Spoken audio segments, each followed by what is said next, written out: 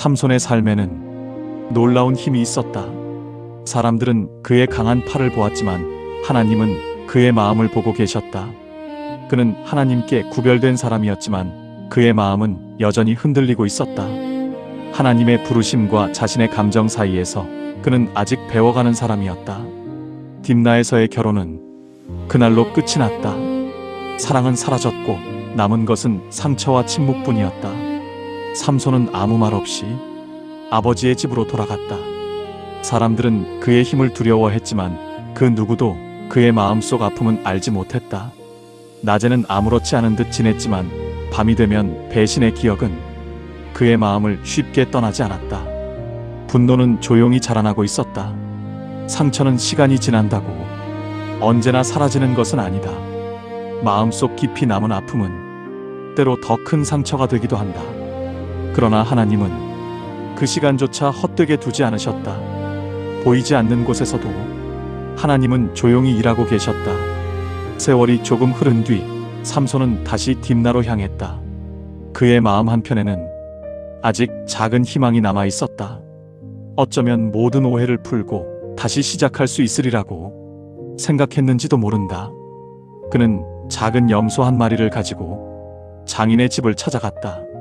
그것은 화해의 마음을 담은 작은 선물이었다. 그러나 집 앞에 선 삼손을 본 장인은 조용히 고개를 저었다. 그는 천천히 말했다. 나는 내가 그녀를 완전히 미워한 줄 알았다. 내가 다시는 돌아오지 않을 줄 알았다. 그래서 그녀를 다른 사람에게 주었다. 그 말은 삼손의 마음을 다시 찢어놓았다.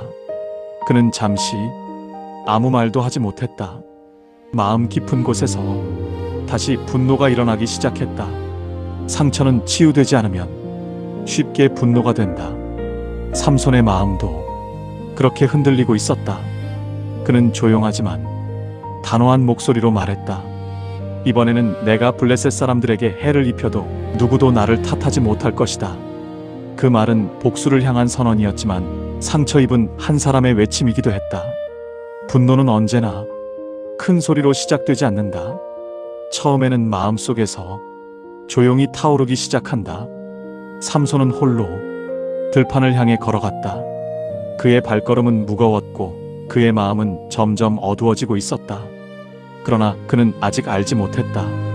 자신의 분노마저도 하나님께서 더 큰 계획 속에서 사용하고 계신다는 것을.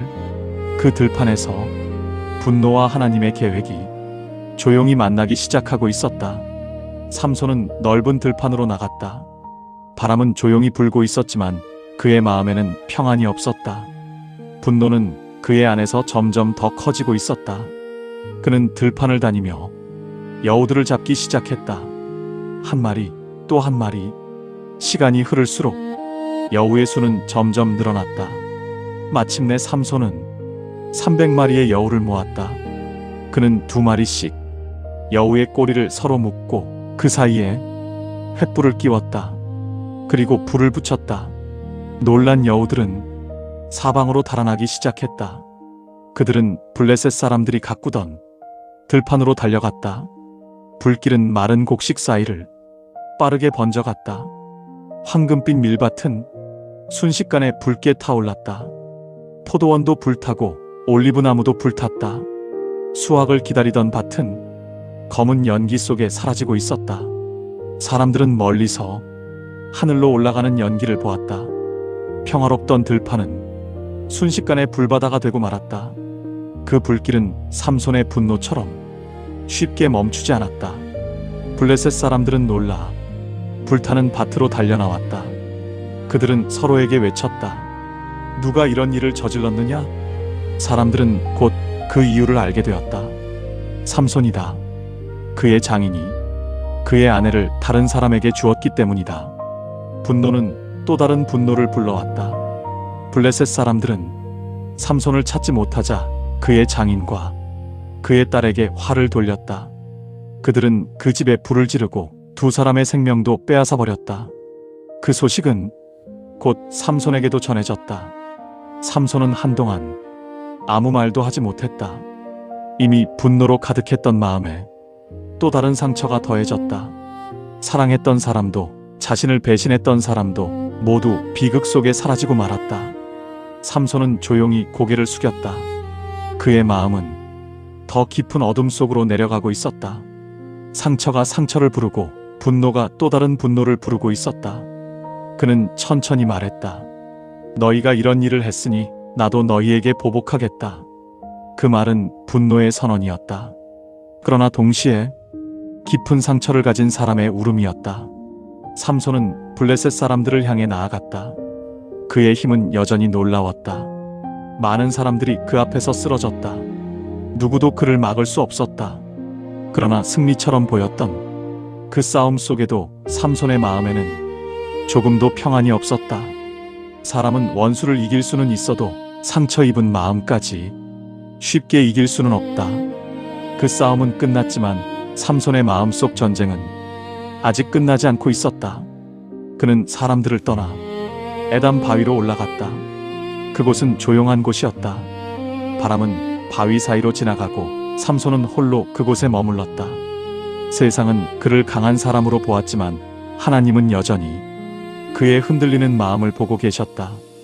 그리고 그곳에서 하나님은 또 다른 이야기를 조용히 준비하고 계셨다. 블레셋 사람들은 가만히 있지 않았다. 그들은 군대를 이끌고 유다 땅으로 내려왔다. 유다 사람들은 두려움에 떨기 시작했다. 그들은 블레셋의 힘을 알고 있었고 그들과 맞설 용기가 없었다. 그때 블레셋 사람들이 말했다. 우리는 삼손을 잡으러 왔다. 그가 우리에게 한 일을 그에게 갚으려는 것이다. 유다 사람들은 삼손이 있는 곳으로 올라갔다. 그는 에담 바위 틈에 홀로 머물고 있었다. 그들은 삼손에게 말했다. 너는 블레셋 사람들이 우리를 다스리고 있다는 것을 모르느냐? 왜 우리에게 이런 일을 가져왔느냐? 그 말은 두려움에서 나온 말이었다. 삼손은 조용히 대답했다. 그들이 나에게 한 대로 나도 그들에게 갚았을 뿐이다. 그러나 유다 사람들은 블레셋 사람들이 더 두려웠다. 그들은 삼손에게 말했다. 우리는 너를 묶어 블레셋 사람들에게 넘겨야 한다. 삼손은 그들을 조용히 바라보았다. 그는 같은 이스라엘 사람들에게 잡혀 넘겨지려 하고 있었다. 원수보다 더 아픈 것은 때로 가까운 사람들의 두려움이다. 삼손은 말했다. 좋다. 그러나 너희 손으로는 나를 죽이지 않겠다고 약속하라. 그들은 대답했다. 우리는 너를 죽이지 않겠다. 다만 너를 묶어 블레셋 사람들에게 넘길 뿐이다. 그들은 새 밧줄 2개로 삼손을 단단히 묶었다. 그리고 그를 데리고 바위 틈에서 내려왔다. 블레셋 사람들은 삼손이 묶여오는 것을 보았다. 그들은 크게 외치며 기뻐했다. 그들의 눈에는 삼손이 이미 패배한 사람처럼 보였다. 하지만 하나님은 아직 끝나지 않으셨다. 삼손이 블레셋 사람들 앞에 가까이 이르렀을 때 하나님의 영이 그에게 강하게 임하셨다.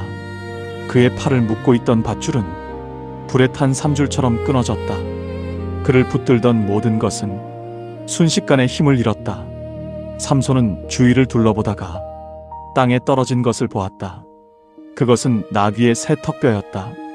그는 그것을 집어들었다. 그리고 그 턱뼈로 블레셋 사람들을 쳤다. 그날 1000명의 사람들이 쓰러졌다. 전쟁은 끝났고 들판에는 다시 고요가 찾아왔다. 삼손은 그 자리에 서 있었다. 사람들은 그의 승리를 보았지만 그의 목마름은 보지 못했다. 그의 힘은 컸지만 그도 여전히 사람이었다. 그는 극심한 갈증 속에서 하나님께 부르짖었다. 주께서 종의 손으로 이 큰 구원을 베푸셨습니다. 그런데 이제 제가 목말라 죽어 할례 받지 않은 자들의 손에 떨어지겠습니까? 그 기도는 화려한 기도가 아니었다. 강한 사람의 입에서 나온 약한 기도였다. 그러나 하나님은 그 기도를 들으셨다. 하나님은 바위의 움푹한 곳을 열어 그곳에서 물이 솟아나게 하셨다. 삼손은 그 물을 마셨고 그의 기운이 다시 돌아왔다. 그의 몸은 회복되었고 그의 마음도 잠시 숨을 쉬었다. 삼손은 그곳의 이름을 에나꼬레라 불렀다. 그 뜻은 부르짖는 자의 샘이었다. 그곳은 삼손에게 승리의 장소만이 아니었다. 그곳은 하나님께서 들으셨다는 증거였다. 삼손의 이야기는 오늘도 조용히 말하고 있었다. 힘은 하나님의 손에서 온다. 그러나 마음은 상처 속에서 흔들릴 수 있다. 하나님은 흔들리는 사람을 버리지 않으신다. 우리가 분노 속에서 길을 잃을 때에도 하나님은 여전히 우리의 부르짖음을 들으신다. 삼손의 삶은 강함과 약함 사이에서 이어지고 있었다. 승리와 상처 사이에서 그는 여전히 배우고 있었다. 그러나 하나님은 그를 통해 이루실 일을 아직 끝내지 않으셨다. 그의 이야기는 다음 장으로 조용히 이어지고 있었다.